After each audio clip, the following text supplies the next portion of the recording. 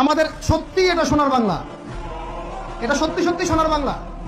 আমাদের জমিতে এমন কোনো ফসল নাই ফলে না, কৃষকের কাছে যে ফসলটা ফলে রুট লেভেল থেকে ওইটা বাজারে আসতে আসতে 10 গুণ দাম বৃদ্ধি হয়ে যায়, সিন্ডিকেট হয় মাঝখানে। এগুলো বন্ধ করলে আমাদের উৎপাদন খেয়ে আমরা শেষ করতে পারবো না। আমাদের যে পরিমাণ ইলিশ মাছ হয় এটা আমরা খেয়ে শেষ করতে পারবো না। আমাদের সমুদ্রে যে পরিমাণ সম্পদ আছে না, এটা উঠাইলে আমাদের জাতির মাথা পিছু আরো বেড়ে যাবে। মাটির তলে গ্যাস আছে, আর যেখানে গ্যাস আছে তার মানে কি জানেন? তার মানে তার নিচে তেল আছে।